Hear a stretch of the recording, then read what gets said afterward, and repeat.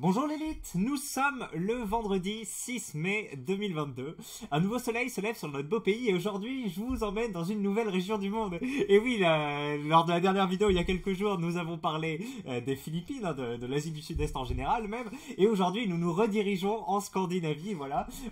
Autre peuple, autre mœurs, hein, puisque nous allons parler de la Suède et de sa politique d'immigration, voilà, depuis une vingtaine d'années, qui a grosso modo transformé le pays, puisque avant la Suède était un pays très fermé. Puis il y a 20-30 ans, elle a ouvert ses frontières d'une manière assez conséquente, c'est-à-dire qu'il y avait une relative facilité à s'installer là-bas, avec une politique sociale apparemment assez ambitieuse, c'est-à-dire de redistribution des richesses pour ces immigrés, parce qu'il y avait un logiciel qui se disait ces immigrés sont peut-être mal gérés dans d'autres pays, nous on va les gérer d'une meilleure manière et comme ça le pays va se renforcer. Et finalement on se retrouve quelques décennies ou années plus tard, j'ai pas les dates exactes, désolé, j'ai pas fait une thèse sur le sujet, mais voilà, on va lire un peu des échanges là-dessus. Donc c'est un pays effectivement où on peut voir le taux de viol, le taux de criminalité en général a explosé un peu partout et en particulier dans les zones qui accueillent des immigrés. On peut voir qu'effectivement il y a une gestion de l'intégration qui est assez... Enfin, en fait, il n'y a pas d'intégration, c'est à l'anglo-saxonne, des quartiers extrêmement communautarisés de part et d'autre, les Suédois qui vivent entre eux, les immigrés qui vivent entre eux, et sauf qu'il y a peu d'apprentissage de la langue, il y a peu d'insertion sociale des immigrés, du coup, ça fait une boucle qui grossit, avec de plus en plus de violence et de rejet, pareil, comme en France, des gens qui vont naître en Suède et développer du ressentiment contre ce pays qui, au départ, a ouvert les portes, a offert une meilleure situation économique aux nouveaux venants, mais bon voilà, les populations qui sont arrivées n'ont pas réussi à s'insérer de la meilleure façon dans la société, donc les personnes qui naissent, qui grandissent là-bas peuvent même avoir du ressentiment antinationaliste, comme on pourrait dire, antinational, bref. Donc voilà, le petit focus sur ce pays, et c'est, comment dire, la red pill, on va dire, la pilule rouge qu'il se mange sur l'immigration. On va voir quelques articles du forum, ou voilà, quelques échanges là-dessus. Si vous voulez une partie 2, un focus plus sérieux, on va dire, avec plus de chiffres et plus d'articles, ou un zoom sur une situation particulière, on pourra le faire parce que le cas est intéressant et ça a l'air d'être un cas d'école. Voilà, la Suède. Je vous en ai déjà parlé, moi, j'ai une voisine, en fait, enfin, j'ai un voisin qui est français et marié à une Suédoise, qui est professeur, je sais pas, soit du collège, je pense, en Suède. Bon, maintenant elle fait autre chose en France, mais elle a été professeure en Suède. Elle a eu effectivement, elle s'est occupée comme pas mal de professeurs finalement de classes, je pense, composées à 100% d'immigrés. Et il y avait une gestion. Mais en fait, les Suédois, alors c'est assez spécial parce que d'un côté il y a les KOTS là, Kings of the Street. Tu vois que c'est notamment des Suédois, mais ça vient de partout. Les mecs s'affrontent et se mettent des patates, enfin en bare knuckle, etc. Enfin c'est vraiment un niveau de violence contenu, mais le summum qu'on peut atteindre en termes de violence contenue, quoi. Et à côté, pourtant les Suédois ont cette réputation, mais même qui est connue, que voilà, c'est vraiment un peuple pas violent, qui a banni il y a déjà ça des années la claque ou la fessée de l'éducation parentale. Il y avait notamment des reportages d'Arte qui montraient que les enfants traumatisaient les parents, en fait, disent arrête, achète-moi des bonbons ou je sais pas quoi, sinon je vais dire aux autorités que tu m'as frappé, etc. Donc ils les tenaient par les parties génitales, hein. C'est déjà comment ça s'appelle, un reportage qui a quelques années, un pays à l'avant-garde du progressisme, hein. Et d'ailleurs il y a eu le paradoxe suédois ou scandinave, je sais plus comment ça s'appelle, je crois que c'est paradoxe suédois, qui est que effectivement dans ces pays où par exemple les hommes et les femmes vont avoir les mêmes congés maternité, paternité, ou presque à des niveaux similaires, on pourrait se dire si justement les femmes on leur donne autant, enfin en gros on différencie aussi peu que possible les hommes et les femmes, et ben elles vont être plus représentées finalement dans les métiers du technique, dans les métiers de l'ingénierie, etc. Parce qu'on se dit que aujourd'hui les hommes deviennent ingénieurs, mécaniciens, et les femmes deviennent assistantes sociales ou professeurs, parce que c'est les rôles modèles, hein, je sais pas comment dire ça, les stéréotypes, etc. Ben on se rend compte que dans ces pays où on fait tout pour lutter contre les stéréotypes, finalement l'écart entre hommes se spécialisent dans l'ingénierie et femmes se spécialisent dans le social est d'autant plus accentué. Donc voilà, la Suède nous permet d'avoir d'observer assez de manière assez efficace, on va dire, assez brute, de manière assez pure, ce que donne comme résultat des politiques d'immigration ou des politiques en matière homme-femme ou même d'éducation avec les enfants. Alors après, l'éducation avec les enfants, le fait de les battre ou autre, le sujet est plus complexe que ça. Il y a une vidéo de PsychoQuack récemment qui parlait de la fessée, etc. Apparemment, les études montrent que il y a, bref, il y a pas de raison de frapper son enfant, même sous le coup de la colère ou autre. Bon après, j'imagine qu'il y a toujours une tolérance si tu vois ton fils ou ta fille faire un truc vraiment dangereux, genre se pencher à côté d'une fenêtre, à un moment, tu dois quand même marquer le fait que c'est un interdit, tu vois, comme quand tu te brûles dans le feu. Donc bref, je referme le sujet là. C'est pas le sujet de la vidéo. On parlera un jour de l'éducation et de frapper les enfants ou autres quand ce sera le moment.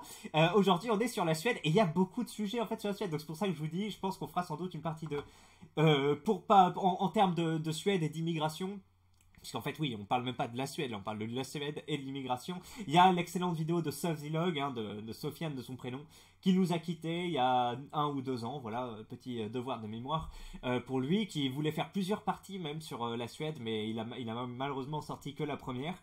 Et moi, ça fait 2 ans que j'ai pas eu cette vidéo, je l'avais vue quand elle était sortie, maintenant je me souviens plus. Je me souviens qu'il y avait un mec qui venait d'Iran ou du Yémen, je crois du Yémen, qui avait fui le Yémen du coup parce que sa famille était un peu critique à l'égard du régime et de la charia. Et une fois qu'il était en Suède, il se prenait encore plus de pression de la part des Suédois. Il voulait rentrer au Yémen, je crois, parce que finalement dans les quartiers où il était, je sais pas, islamisé ou autre, c'était plus dangereux pour lui qu'au Yémen. Il y avait un truc comme ça, mais je me souviens plus trop de la vidéo. Faudrait la regarder, je vais le mettre dans la description.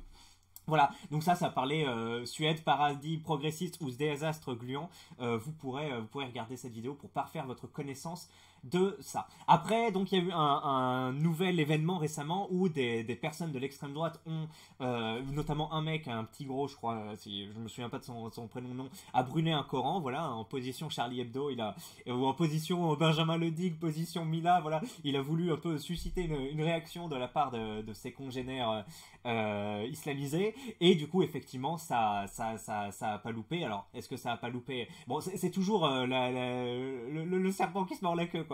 Mais bref, j'imagine que vous qui me regardez, enfin ça dépend parce que je sais pas sur cette chaîne à combien de pourcents on est à fustiger les réactions agressives, violentes de la part de personnes religieuses, quelle que soit leur orientation religieuse, hein, catholique, juif ou musulmane. Il y en a chez vous, chez qui ça va être variable, vous n'allez pas accepter quand des musulmans vont réagir avec violence si on dénigre, si on fait une caricature ou autre, mais vous allez accepter pour les catholiques. Il y en a qui vont accepter pour les deux, ils vont dire oui, on se moque pas des religions. Il y en a qui n'acceptent pas pour les deux. Ben moi c'est plutôt ce cas-là. Non, pour moi là, voilà. Ça me saoule quand il y a des gens qui critiquent ouvertement la religion ou voilà s'humilient un peu en voulant faire des trucs voilà sexuels ou autres avec ce qui est censé être sacré. Mais ça me saoule encore plus que dans un pays ça devienne on soit ouvert à l'intolérance religieuse et à la je sais pas comment appeler ça quoi, l'obscurité, enfin vous voyez bien quoi, le fait que bref, réaction à la papacito, réaction au terroristes de Daesh ou autre, ça je trouve plus grave que l'autre. Et bref, dans tous les cas, donc il y a un mec qui a brûlé un Coran, et après dans plein de villes il y a eu énormément d'affrontements, de voitures qui brûlent, etc. Et tu te dis bah merde, maintenant la Suède est prise en otage, on va dire, ne peut plus déjà faire une critique. Bon, là, c'est pas une critique, c'est une agression contre la religion, mais en fait, c'est comment dire, un moment, bon, on appelle ça un sophisme de la pente glissante, hein, mais sauf que c'est vrai. Si au début c'est l'insulte, on va dire que tu tolères pas, peut-être qu'après ça va être la critique que tu tolères pas, et puis peut-être qu'après, quand les populations qui viennent islamiser ont plus d'enfants que les autres et qui commencent à les remplacer, et qu'en plus ils sont soudés autour d'un parti politique ou autre et qui peuvent plus en plus prendre de poids, etc. Finalement, à terme, ils peuvent effectivement prendre un certain contrôle du pays et imposer leur thème qui est soumission à leur dogme, etc. Ben voilà, et sous couvert de progressisme, on se dit effectivement pas critiquer, pas faire, etc. Mais sous couvert de progressisme, tu laisses enfler la chose et tu peux tout à fait finir au bout de quelques générations. C'est rapide, hein. En à peine 30 ans, je crois qu'ils sont passés de 1 ou 2% d'immigrés à 20%. J'ai pas les chiffres, mais c'est ce que j'ai lu. Alors après, sur une partie 2, si vous voulez, on étudiera plus les choses. Donc voilà, en 20 ans, t'as remplacé un gros pourcentage de ta population. Si après, ils sont plus féconds et que tu continues d'ouvrir les vannes, à la fin, et que c'est un peu la même immigration avec la même religion qui vient, ben, faut pas... Enfin, c'est mathématique, hein, bon, c'est de la démographie. S'il n'y a pas besoin d'être un expert autre, tu dis, bon, bah effectivement, t'as une influence qui se soude. Ils ont un truc commun autour de se mêler, même si c'est différents peuples ou autres. Tu vois que ce qui les rassemble, ça peut être la religion. Et puis même après, ça va même il peut y a toujours avoir le statut d'immigré, le statut de celui qui est né ici, etc., qui s'est développé. Mais s'ils partagent la même religion, ça reste un point commun que le Suédois ne partage pas. Et même s'ils sont 25 ou 30% au moment, si t'as des mecs plutôt éclatés dans divers partis et que t'as un parti je sais pas, de gauche ou autre, mais en tout cas qui fait la part belle à l'islam et que les mecs se reconnaissent dedans, bah oui, ça peut former un parti, et même s'ils sont 20 ou 30%, ils peuvent s'imposer. Bon, bref, en tout cas, on n'en est pas là, mais c'est ce qui peut se passer. Alors, on va se pencher sur regardez, Fat Guy Por qui nous dit Suède, l'immigration a été une erreur. Le Figaro International, Suède, l'intégration des immigrés est un échec selon la première ministre. J'ai essayé de rechercher pour cette vidéo pour vous mettre un reportage que j'ai vu. Je crois que c'était pas Arte, mais je sais plus si c'était en anglais ou en français, qui parlait justement des gangs en Suède, des gangs d'immigrés en Suède où voilà les jeunes ils ont pas grand chose à foutre, ils sont entre gangs rivaux, etc. Puis ça grandit, puis les mecs ils disent. Enfin, je crois qu'à un moment dans le reportage, il y a un mec qui a dit ouais, ça fait plusieurs mois que j'ai pas vu un seul Suédois. je crois qu'il y avait un truc comme ça, que genre les mecs ils étaient vraiment entre eux, c'est vraiment dans leur truc, et apparemment le gars il dit ouais, ça fait plusieurs j'ai pas vu un seul Suédois, tu vois, ils sont entre eux. Donc effectivement c'est la politique zéro en termes d'intégration. T'as de l'argent qui arrive et ça reste en vase fermé, et bah, du coup je sais pas le rôle de la police ou des différents trucs, mais bon, effectivement, si t'as pas une structure forte, un état fort, bah c'est les mecs, c'est les mafias hautes qui vont prendre le pouvoir, ou les gangs de jeunes. Enfin, donc c'était assez sombre ce reportage sur être un jeune immigré en Suède aujourd'hui. Donc bref, il y a ce truc là. Donc on va ouvrir le journal. Les Suédois qui se réalisent qu'ils sont dans la merde totale. Après 20 ans à ouvrir leurs frontières de façon massive dans un esprit protestant charitable, ils ont réalisé aujourd'hui leur erreur. 20% de la population est étrangère, ce qui fait 33% de la population en prenant en compte les descendants qui ont la nationalité suédoise. Et là, il y a un truc, effectivement, Wikipédia, Sweden, Demographic of Sweden, donc c'est fou. C'est, comment dire, on va pouvoir travailler sur ces trucs-là si on fait une partie 2. Je trouve ça incroyable que le Wikipédia anglais, voilà, t'es littéralement un truc qui s'appelle démographie de la Suède. On voit effectivement average population, natural change par 1000, crude death, etc. Donc c'est en anglais. Taux de mortalité infantile ou je sais pas quoi en 2021. Et apparemment il y aura un truc sur les immigrés, je crois, oui, puisque j'avais cliqué une première fois. Mais bref, on le voit pas, mais et ça, qu'est-ce que c'est? Population density dans les parties de l'Ukraine. Et voyons voir si on met migration. Il y a beaucoup d'immigration. Effectivement, il y a eu de l'immigration, hein. On rappelle qu'il y a pas mal de, voilà, aux États-Unis, hein, des émigrés ou immigrés suédois.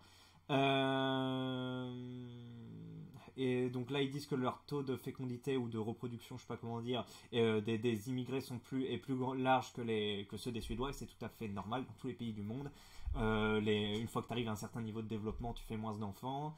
Alors c'est quoi là? 2020, 26% des habitants de la Suède étaient d'origine étrangère. Et là il dit ça arrive à 33% effectivement avec les enfants, mais on nous dit pas à combien c'était avant, mais c'était très peu élevé avant.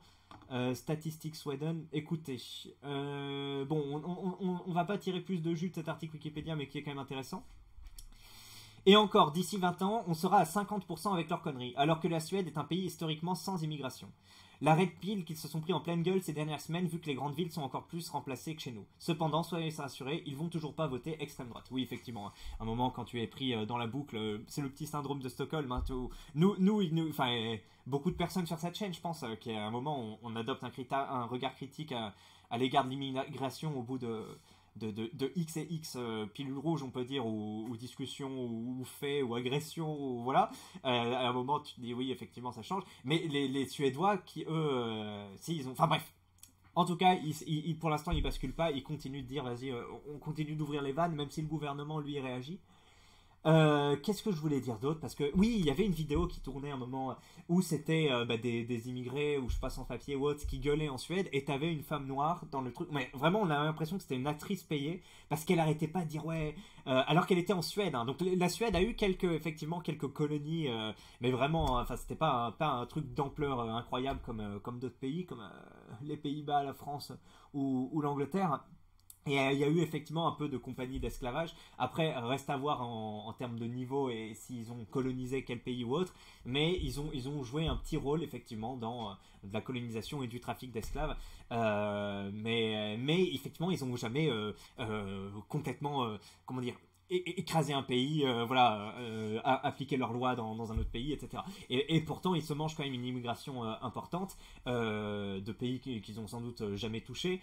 Et il y avait donc cette femme qui gueulait dans la rue, vraiment très véhémente, très agressive, et qui disait ouais, vous nous avez colonisé, vous nous avez fait ça, etc. Et donc elle gueulait, etc. Elle voulait de l'argent ou je sais pas quoi. Et il y avait plein de gens derrière elle qui gueulaient. Je pourrais pas vous retrouver la vidéo, enfin peut-être que vous l'avez, si vous l'avez, mettez-la en commentaire. Et oui, bon, tu te dis, mais putain, t'es en Suède, tu peux porter ce discours à la limite, même s'il est critiquable dans d'autres. Enfin, il est critiquable. Le discours qu'il y a eu de la colonisation, etc., est critiquable. Mais après, le truc de dire, c'est parce que c'est à cause de cette colonisation que le pays est pas développé, ou à cause de cette colonisation qu'on doit accueillir tous les ressortissants de ces pays, ça, c'est déjà plus compliqué. Hein. Surtout, après, voilà, tu peux déborder sur des trucs l'Algérie, tu dis, oui, mais on a colonisé parce qu'au départ, il y a eu des agressions quand même d'un autre côté, et puis même, ils étaient déjà colonisés avant par d'autres pays, et puis même comment dire, si vous aviez été en pouvoir, enfin si vous aviez, pas vous, mais si ces États avaient été en possibilité de coloniser d'autres États à côté ou d'autres États plus loin, ils l'auraient fait aussi, puisque c'était un jeu, et d'autant plus dans les civilisations, d'Afrique où il y a encore moins de partage de ressources traditionnellement avec la monogamie, etc. Donc partage des ressources sexuelles, partage des ressources globales, il y a moins de politique sociale ou autre historiquement, bref, mise en place par ces tribus que celles qu'on a en France. Je sais pas si on peut appeler ça des tribus ou en Europe. Bref. Donc oui, s'ils avaient eu l'occasion, si eux aussi ils avaient eu des mecs qui étaient allés en Chine, qui avaient pris de la poudre à canon et en avaient fait des flingues, oui, ils auraient sans doute ils seraient venus nous coloniser aussi, mais c'est juste qu'on a été plus chanceux à ce niveau-là. Ouais, bref, il y a ce truc-là, et donc on en revient à ça. Qui est coupable dans cette histoire, nous demandons. Oui, qui a fait venir des gens en Suède, on ne sait pas. Je pose la question. Donc on va voir un petit reportage là sur émeute en Suède. L'intégration des immigrés est un échec selon la première ministre. Donc c'est un truc il y a une semaine. La social-démocrate, les fameux SOCDEM, Magdalena Andersson, a annoncé jeudi une série de mesures visant à endiguer la criminalité, qui est, selon elle, une conséquence de la faiblesse de l'État régalien, alors que le pays est confronté à une immigration de masse. Après 15 jours de... Putain, ça a duré 15 jours, faut vraiment que je fasse une partie de...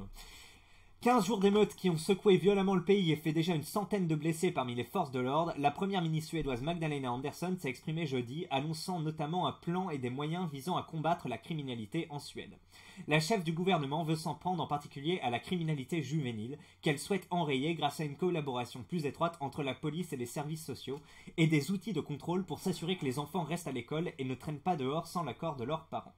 Ah, j'en reviens du coup à ma voisine qui est professeure, enfin qui était professeure en Suède et qui avait effectivement des classes d'immigrés, et elle disait donc oui, ils sont pas habitués à gérer la violence. Donc après je vous ai dit effectivement ils ont interdit la fessée, etc. Mais même entre eux t'as pas d'enfants qui vont se taper, tu vois, c'est éduqué comme ça, tu sais, la violence c'est vraiment un truc, ils l'acceptent pas. Déjà nous en France beaucoup moins, hein, contrat social, enfin mais moi mes parents ou autres, bon, on en a déjà discuté, mais oui, s'il y avait quelqu'un qui me frappait ou autre à l'école, ben, tu vas voir le CPE, etc. Tu n'es pas censé réagir, enfin, et oui, la violence était exclue, surtout envers les femmes, hein, on dit, on frappe pas une femme, même avec le flair, mais même entre enfants, on dit non, tu vas voir, etc. Donc bon, il y a d'autres familles, peut-être d'autres cultures qui disent pas ça, ils disent non, non, si on t'emmerde, tu frappes, etc.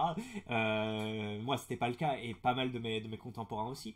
Même, comme on a dit, dans la culture populaire, on avait pu voir quelques pages de Cédric ou autre, où Cédric s'engueule avec son pote qui insulte Shen ou pas. Cédric le frappe, et après Cédric se fait calmer par ses parents, enfin ils disent quoi, tu t'es battu, etc. Donc il n'accepte pas de la violence. Bref, c'est l'éducation.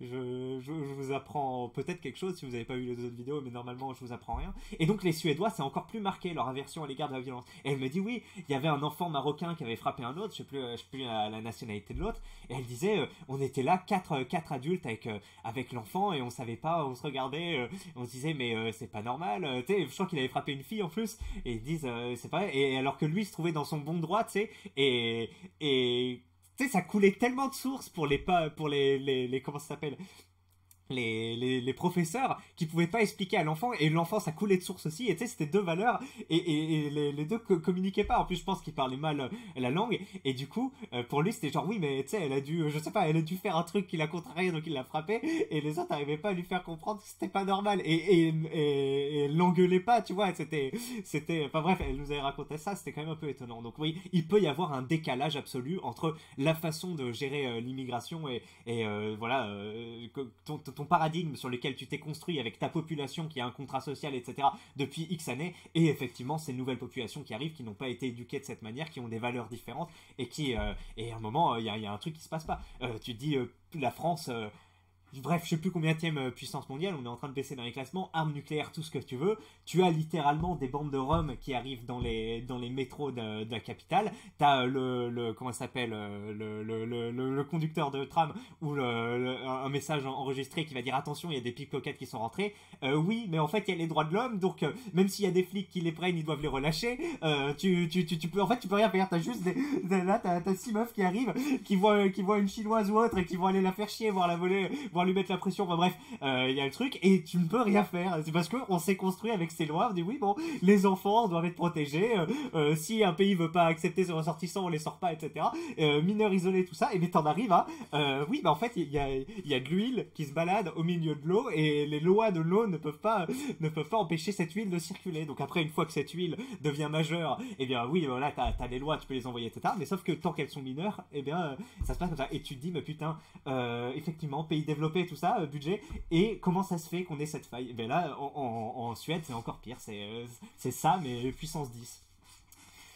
Et vu que les méthodes d'éducation ne sont pas adaptées ou autres, c'est vraiment sur le moyen terme, long terme, que le bordel est encore en train de s'aggraver. Surtout, la dirigeante issue des rangs du parti Sogdem suédois des travailleurs a reconnu publiquement en conférence de presse, sur un ton jugé inhabituel par les observateurs de la vie politique suédoise. Donc en gros, c'est comme si, comme les Japonais, tu es censé normalement toujours garder la face comme ça, toujours. Enfin bon, après ça dépend parce que quand tu fais des excuses à la japonaise, ouais, je sais pas si vous connaissez, mais c'est rigolo. Où est-ce qu'on en était? Oui, donc là en gros c'est comme si tout d'un coup elle avait tombé le masque, et elle avait parlé sur un ton direct jugé inhabituel, pour dire non mais là on arrête de se mentir quoi, l'insuffisance et les ratés des politiques d'intégration des nouveaux immigrés dans son pays. Elle a alors renvoyé dos à dos l'islamisme et l'extrême droite qui, selon elle, enveniment la vie politique suédoise et empêchent cette intégration. Et bah là, il y a un problème parce que du coup, oui, elle dit il y a l'islamisme, tout ça, et en plus il y a l'extrême droite. Mais est-ce que tu es sûr que c'est vraiment l'extrême droite le problème dans ce cas-là? C'est vrai que on peut se dire oui, ils empêchent cette intégration, ils sont critiques, etc. Il y a des mecs qui brûlent des Corans, il y a toujours des trucs comme ça. Mais à un moment, il faut se dire, même s'il n'y avait pas cette extrême droite, est-ce que ça passerait quand même? Est-ce que ça faciliterait les choses? Est-ce qu'il serait tant intégré que ça? Parce que le modèle suédois, de ce que j'en ai compris, c'est pas l'extrême droite le problème. Alors que le nombre de personnes nées à l'étranger et résidant aujourd'hui en Suède a doublé en 20 ans, pour atteindre désormais 2 millions, un cinquième de la population de ce pays scandinave, Magdalena a donc fait son autocritique et celle de son parti au pouvoir depuis 8 ans. Et au total, près d'une trentaine d'années depuis 40 ans. L'intégration a été trop faible, tandis que nous avons connu dans le même temps une immigration massive. Oui, mais pour qu'il y ait intégration, il faut que le peuple soit mélangé aux nouvelles populations, et pour faire ça, il faut les contraindre, et peut-être qu'à un moment, quand tu mets cette contrainte en place, déjà ils le veulent pas, et puis même quand tu le mets en place, peut-être que ce peuple va pas en sortir tellement le peuple autochtone, tellement enrichi, tellement chanceux, quoi. C'est ça. Non, il y a les chances pour la Suède d'un côté et le peuple enrichi culturellement de l'autre. Peut-être qu'il vit très bien entre lui et que, au final, pourquoi est-ce qu'on a envie d'autant intégrer ces immigrés? Qu'est-ce qu'ils apportent économiquement ou autre? Démographiquement, il doit y avoir quelque chose quand même, parce qu'en général, oui. Comme je l'ai dit, il y a le pays développé, tu fais moins d'enfants, donc la population s'effondre. Donc soit tu deviens le Japon et t'as des robots, soit tu deviens un pays lambda et tu importes de l'immigration. Sauf que d'habitude, oui, c'est un peu mélangé, mais là, pas du tout. Notre société a été trop inconséquente sur cette question et les moyens alloués à la police et aux services sociaux trop légers, a-t-elle notamment déclaré d'après l'agence Reuters. Une telle ségrégation s'est installée dans le pays que désormais, la Suède est compartimentée en sociétés parallèles. Nous vivons dans le même pays, mais dans des réalités complètement différentes. Et oui. Immigration massive. Alors qu'elle fut le pays d'Europe à supporter le plus large afflux de migrants relativement à la taille de sa population depuis la crise migratoire de 2015, la Suède a, depuis, restreint drastiquement sa politique d'accueil. Ah d'accord, ils ont fermé le robinet. La venue dans le pays en avril du leader d'un parti danois d'extrême droite, on rappelle que les Danois, la Finlande, la Suède et le Danemark sont des pays scandinaves, la Norvège n'en est pas un, je sais pas trop pourquoi. Et en gros, il y a des politiques différentes. La Finlande, je sais pas comment ça se passe. La Suède, grosse immigration. Le Danemark, très peu d'immigration. Ou en tout cas, ils sont extrêmement, parce que j'avais déjà vu des topics sur le forum, extrêmement durs, quoi. Si tu fais une connerie ou autre, tu dégages. Enfin, ils sont assez durs là-dessus. Et donc, pour un mec d'extrême droite du Danemark, ça doit être quelque chose. Rasmus Paludan a été le prétexte d'un déchaînement de violence à l'égard des autorités suédoises. Ah, donc Rasmus Paludan, c'est le fameux petit gros qui a brûlé un Coran. L'homme était connu pour des provocations et a notamment brûlé en place publique des exemplaires du Coran. Il avait été expulsé de France à titre préventif en 2020 et interdit de séjour en Belgique ainsi qu'en Suède.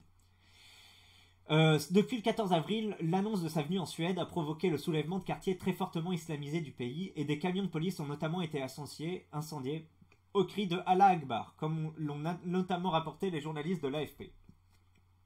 Le journaliste d'origine suédoise Henrik Lindell raconte au Figaro que pendant 4 jours, dans des quartiers populaires et souvent défavorisés, des hommes, surtout des jeunes, mais aussi des femmes et des enfants sont livrés à des jets de pierre contre des policiers et même à des pompiers. Ah, ça commence, ça, effectivement. Quand tu commences à détester la police, bon ça c'est normal, je veux dire, pour les jeunes, parce que oui, à partir du moment où il y a immigration, pauvreté, et que t'as une certaine caractéristique physique, effectivement la police va plus te cibler vu que c'est mathématiquement, t'es plus auteur de crimes que les autres.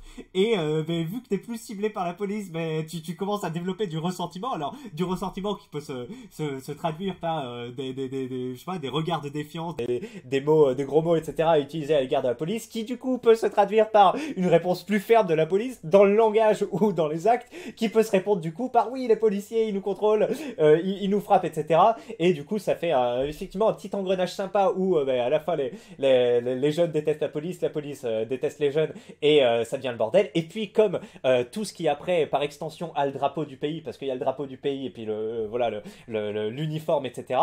Tu étends ce problème que tu as avec les forces de l'ordre aux autres personnes dépositaires de l'uniforme, qui tu vois passer des trucs avec un drapeau de la France, il n'y en a pas beaucoup, il n'y a même pas la poste, mais en gros la police, les pompiers ou autres, bref en général parfois tu as des petits drapeaux, donc par extension, tu vas effectivement te déchaîner contre tout ce qui représente le gouvernement, l'État ou autre. Et donc voilà, les pompiers, parfois même le SAMU ou ce genre de truc. Et effectivement, après, t'entretiens du coup ta merde, ton trou à merde, parce que l'endroit où tu viens n'est plus desservi par les services publics. Il y a de moins en moins de quartiers, de commerces ou autres qui fleurissent. Donc effectivement, tu te mets dans la boucle de fait qu'il n'y ait pas d'opportunités sociales sur le coup, que les services sociaux sont dégradés, que ça coûte de plus en plus cher de mettre en place des choses et qu'elles vont être dégradées de plus en plus vite. Alors du coup, le seul commerce qui va survivre, ça va être celui de la drogue tenu par des mafias qui vont être de plus en plus puissantes et qui à la fin, tu te retrouves avec ce qu'on a en France grosso modo. Et avec bien sûr au départ, tu avais un petit pourcentage de la population locale, autochtone ou d'une immigration qui blanche, on va dire, qui était là, des Belges, des Italiens, des Portugais, des Français, des Polonais. Puis après, ils sont plus petit à petit partis. Et puis voilà, à la fin, tu te retrouves entre vous. Et oui, il y a une société parallèle qui se développe. Voilà. La classique. Et sauf qu'en Suède, vu que dès le départ, en fait, il n'y avait pas de blanc dans ces banlieues, ben, ça a dû, la spirale a dû prendre assez vite. Et oui, du coup, quand il y a un mec qui brûle un Coran, hop, tu vois directement le résultat. Donc oui, voilà, à des incendies de véhicules appartenant aux forces de l'ordre et aux particuliers, à des pillages, à des attaques contre tout ce qui représente l'autorité, voit l'ordre de la société en Suède. Et puis voilà, de fil en aiguille, hein, tu peux, pourquoi pas profiter de ces exactions pour aller faire chier des honnêtes gens. Oui, tout simplement, à un moment, t'as juste une haine ou par effet de meute, t'as envie de brûler des trucs, faire le con. Voilà, et puis s'ils sont entretenus encore par des mecs d'extrême gauche qui disent que tu as raison, qu'on t'a pas donné assez d'argent, etc., que c'est de leur faute, qu'ils t'ont pas accueilli dans leur truc, etc., ben oui, au fur et à mesure, tu deviens légitime dans ton ressentiment, ce qui est alors que tu ne l'es pas forcément, et ben, c'est compliqué, et tu es en train de baiser le jeu sur le long terme, on va dire. Voilà, donc l'immigration a été une erreur. Qu'est-ce qu'on nous dit? Au moins, même leur gouvernement le reconnaît, contrairement à nous. Sélection naturelle pour ces golems, surtout que les Suédois sont ultra communautaires et se mélangent pas avec les non-blancs, alors que les fameux pays racistes d'Europe du Sud sont 1000 fois plus ouverts. Oui, effectivement, hein. Et souvent, les gens les plus racistes, ou en tout cas les plus critiques à l'égard des différentes populations, hein, qui vont voilà, dire qu'il y a pas de fumée sans feu ou autre, et vont prêter effectivement des comportements à certains groupes ethniques, sont les personnes qui sont au final le plus intégrées avec ces autres populations, pendant que ceux qui vivent pas au contact de l'immigration, eux, sont sur leurs grands chevaux, leurs grands principes, etc. Bon, après, il y a de tout, hein, mais oui, des mecs comme Papacito, par exemple, voilà, hein, marié à une Congolaise, etc., ça n'empêche pas d'avoir un regard un peu critique sur le sujet. C'est trop tard les cucks suédois, il fallait y penser maintenant. Maintenant qu'il y a 2,5 millions de musulmans chez vous, soit 25% de la population, les Suédois ne sont pas prêts. Et oui, on va voir encore comment ça évolue, hein, et puis ça donnera peut-être des idées à d'autres pays sur ce qu'il faut faire, sur est-ce qu'il est trop tard, etc. Mais effectivement, il y a un truc. Elle a alors renvoyé dos à dos l'islamisme et l'extrême droite. Pour le coup, c'est encore la faute de l'extrême droite, oui, effectivement. Pour le coup, les émeutes de No Porking, c'est en réaction à des provocations de fachos. Si on devait répondre à toutes vos provocations, cela fait bien longtemps que vous ne seriez plus de ce monde. Tu tentes d'inverser les rôles parce que, vu les malfaisances très graves répétées de ta communauté ou de vos communautés, si les Européens n'étaient pas des cucks, ça fait très longtemps que vous ne seriez plus de ce monde. Même si je n'approuve pas les vrais racistes ou racialistes, les vrais extrémistes, je ne les condamne pas car ça peut se comprendre au vu du contexte en Europe, mais je ne suis pas forcément d'accord avec certains points de vue extrémistes qu'ils ont. Par contre, en avoir ras-le-bol n'est pas de la provocation, c'est juste en avoir marre quand tu subis beaucoup de malfaisance. Bon, il y a beaucoup de trucs, on ne sait pas trop de quoi on parle, mais oui, oui. Moi aussi, je peux faire des truismes à chaque phrase, c'est d'ailleurs ce que je fais la plupart du temps. Des truismes, ça veut dire des trucs que tout le monde sait, qui sont des évidences, et oui, oui, bon d'accord, tu parles pour parler. Je fais un peu ça, ça m'arrive comme tout à chacun. Euh... Allez, on reprend. Donc là, on a un article, on a Waxagi qui nous dit la Suède fait un virage à 180 degrés sur l'immigration, alors que des émeutes, donc c'est toujours le Figaro. Donc là, c'est plus sur l'aspect financier d'accueillir les immigrés. On touche toujours un article du Figaro, mais sur le truc financier, hein, les politiques sociales qui ont été mises en place, on regarde ça. Alors que des émeutes ont éclaté en Suède dans des quartiers à forte population immigrée, après la venue supposée d'un activiste d'extrême droite coutumieux des provocations, comme brûler les Corans, la première ministre suédoise a déclaré l'intégration a été trop faible, tandis que nous avions connu dans le même temps une immigration massive. Son propos représente-t-il une rupture inédite? Tino Sanandaji. Sanandaji, ça sonne quoi à votre avis? Ça sonne indien pour moi. Sanandaji. Est une chercheuse sociale et naturelle irano-suédoise. D'accord, donc ce serait plutôt de l'Iran. Bon. Ce n'est pas une... Oui, c'est vrai que ça se finit beaucoup en J, les prénoms, enfin les noms de famille iraniens. Roménie, bon ça c'est un ni, mais sinon oui, Kian Kojandi ou Kojandi, je sais plus. Ouais, bon, en tout cas, ça se finit par i. Ce n'est pas une rupture sans précédent en tant que telle. Cette déclaration est à remettre dans le contexte d'une révolution profonde du parti Sogdem suédois ces 3 dernières années. Jusqu'en 2019, la position officielle du parti était que l'immigration n'avait pas d'impact sur la criminalité. D'accord. Très bien, oui, bon, jusqu'en 2019. Oui, bon, c'est, oui, bon, on a un narratif, on doit le tenir. Il y a d'autres gens qui sont dans le faux, hein. Bon, attendez, je vous montre juste une petite. J'aurais dû commencer par ça, mais voilà, nombre de suspects pour 1000 Suédois, enfin 1000 personnes. Donc, né en Suède avec deux parents en Suède. Coups et blessures volontaires, 1000 suspects, bah t'as 8 Suédois pour des coups.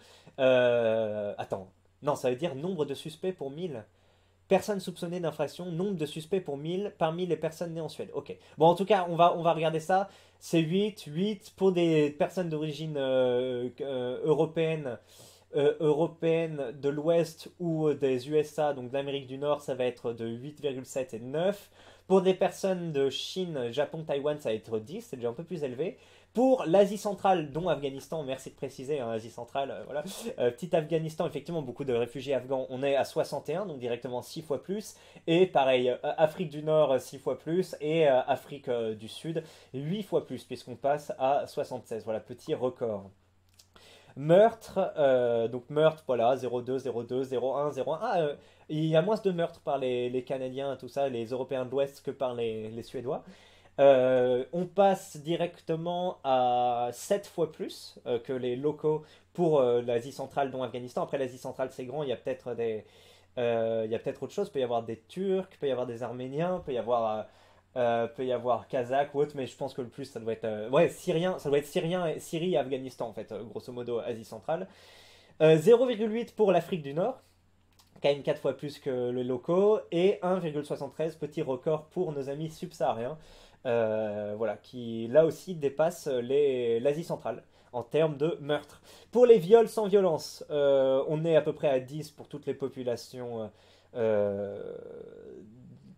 comment dire, parce que je pourrais dire blanche, mais il y a l'Asie d'Extrême-Orient. D'ailleurs, on nous parle de Corée du Nord, etc.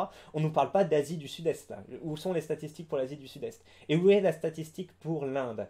Parce que ouais, il y a le bassin indien qui est aussi un groupe de personnes que tu peux étudier aussi les statistiques à part. Mais bref, pour tout ce qui est, on va dire, population statistiquement basse, voilà, dans ce tableau, donc qui est donc les Asiatiques d'Extrême-Orient, les personnes d'Amérique du Nord, d'Europe de l'Ouest. Il n'y a pas Europe de l'Est aussi, parce qu'Europe de l'Est doit avoir surtout si tu as des pays, Albanie, Croatie, Serbie, ça doit être un peu différent d'Europe de l'Ouest en termes de statistiques. Donc bref, tous ces pays-là, donc les pays statistiquement bas, en général, on est à une constante là, à peu près de 10 pour les vols sans violence, multiplié par 4,5 puisqu'on en arrive à 46 pour l'Asie centrale, 52, les Africains du Nord, les fameux Maghrébins, se démarquent un peu plus. C'est la première fois qu'ils prennent le pas sur les Asiatiques centrales pour les vols sans violence, mais ils restent quand même détrônés par les subsahariens, donc Cameroun, Congo, Mali, Nigeria, Togo, qui sont effectivement à 55 en termes d'incidence pour les vols sans violence.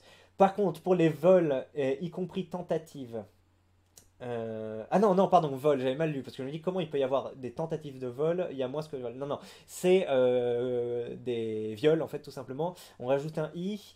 Donc là, pareil, les subsahariens sont encore les grands gagnants, mais devant l'Asie centrale, qui est pas mal, hein, 7,2, donc à peu près 10 fois supérieur aux populations locales, et l'Afrique du Nord, là, est à peu près pas loin de 5. Donc voilà, il y a une différence marquée, que ce soit entre les locaux et l'Afrique du Nord, que entre l'Afrique du Nord et l'Asie centrale et les subsahariens.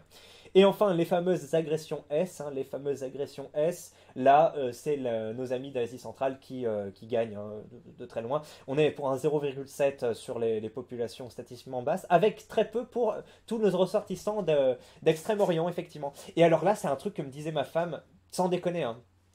Elle me disait qu'en gros, nous, les Européens, on a plus de libido que les Asiatiques. Et regardez, bah, ça se voit en termes d'agression.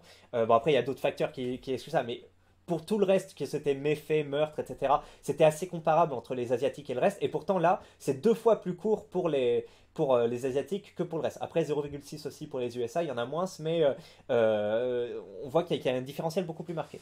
Et donc, elle me disait, oui, les Cambodgiens, enfin les Asiatiques, ils n'ont pas autant envie de faire, voilà, de pratiquer la chose, on va dire, que les Européens. Je disais, non, c'est des conneries. Sur le monde, on partage tous les mêmes appétences, c'est des conneries. Peut-être que culturellement, c'est plus réfréné qu'autre part. Au Japon, c'est un peu bizarre ou autre, mais on a tous envie. Et elle me dit, non, je te promets, etc. Et je la croyais pas, pour moi, c'était pas concevable. Voilà. Et j'ai vu une étude sur Reddit que j'arrive pas à retrouver, où effectivement, une étude très sérieuse sur les hommes asiatiques qui, en gros, ils ont beaucoup moins envie de baiser que nous et ils ont beaucoup moins de libido, ils bandent moins, enfin, ils ont beaucoup moins de signaux sexuels, etc. Que les Européens, et j'imagine que les Européens encore moins que les Africains. Voilà, et je sais pas retrouver l'étude, mais je vous promets que c'est vrai. Et c'est ce qui peut expliquer qu'il y a moins d'agressions S et d'autres choses, en tout cas sur ce truc-là, pour les Chinois. Et après, il faudrait voir du côté des Indiens ou autres, parce qu'on sait qu'ils sont assez surreprésentés, Indiens, Pakistanais, dans les agressions S, justement, que ce soit dans les vidéos en France, hein, tu vois des femmes qui disent «Ah, cet enfoiré, etc., il m'a touché», bah, c'est souvent le même profil. Et dans les statistiques ethniques, clairement, au Royaume-Uni, là, c'est clairement, voilà, gros sortissant, bah, c'est des tableaux comme ça. Inde, Pakistan, tu vois que pareil, ils exposent des statistiques à ce niveau-là. Donc, à voir, est-ce qu'il y a déjà de la biologie qui s'inscrit là-dedans, qui fait fausser déjà les trucs. Et alors, à partir du moment où tu regardes la biologie, par contre, c'est un peu compliqué parce que tu peux commencer à parler de ethnie, de race, dire voilà, il y a des races qui font des trucs, tout ça, et puis ça devient un discours racialiste, raciste. Mais en tout cas, cette étude comment ça s'appelle, le comportement sexuel, en gros, des individus asiatiques était tout à fait étonnante. Moi, j'y croyais pas et ça m'a fait un peu remettre des choses en question. Et en tout cas, là, dans le truc, on voit qu'ils sont plus petits. Donc oui, on voit que les subsahariens qui étaient quasiment tout le temps en tête du classement, voire tout le temps en tête du classement, sont par contre moins sur les agressions S que les Maghrébins. Et encore moins, presque 2 fois moins, c'est pas tout à fait, mais presque, que l'Asie centrale. Voilà, donc pour les agressions S, est-ce que c'est culturel, est-ce que c'est biologique, je ne sais pas, mais en tout cas, il y a des différences. Et en tout cas, si on parle d'immigration, on voit bien que ces trois bancs par rapport aux autres sont absolument surreprésentés. Et on va dire oui, mais si on prend toutes les immigrations, etc., regardez, ça dilue. Parce que oui, les mecs aiment bien parler d'immigration et confondre, enfin, ils confondent, et mettre dans le même sac l'immigration horizontale, hein, enfin, d'autres pays d'Europe et d'autres classes sociales, et pour d'autres trucs, peut-être de l'expatriation. Expatriation, pour moi, c'est quand tu restes quelques années et que tu repars après. Donc, ils aiment bien mettre tout dans le même sac, sauf que oui, du coup, ça dilue pas mal de statistiques, etc. Sauf que quand tu isoles certaines statistiques et certaines immigrations pour, voilà, que ce soit pays d'origine ou classe sociale ou autre, eh bien, tu te retrouves avec là, ben, je veux dire, il y a pas de débat, il n'y a pas de débat. Après, faut s'assurer que cette étude est vraie, etc. Je crois qu'elle l'est, puisqu'il y avait, enfin, c'est un truc qui est rabâché, donc j'imagine qu'elle l'est. Mais bref, c'était le petit truc. Bon, on arrête ici les trucs. On finit avec parce que ça fait déjà 40 minutes. On finit cet article, puis on arrêtera la vidéo, les clés. Désormais, la position officielle des sociodémocrates est d'admettre que l'immigration de réfugiés est coûteuse et contribue à la criminalité ainsi qu'à la ségrégation. Ce changement de politique et de discours a aidé le Parti social-démocrate à progresser dans les sondages.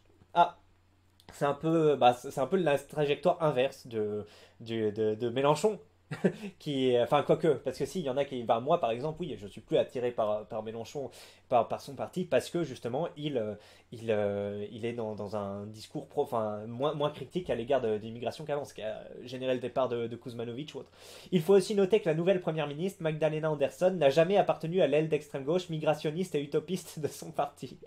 De nombreux politiciens suédois le savaient très bien, mais avaient peur de l'exprimer, car toute critique ouverte de l'immigration a longtemps été considérée comme raciste et aurait conduit à la ruine de leur carrière. Et oui, c'est ça le problème, quand tu commences à... Et c'est pour ça qu'on parle un peu de syndrome de Stockholm, c'est drôle parce que c'est suédois dans le cas de ça, c'est que les mecs font venir eux-mêmes l'immigration et par pudeur, etc., ne peuvent pas la critiquer parce que ce sera raciste.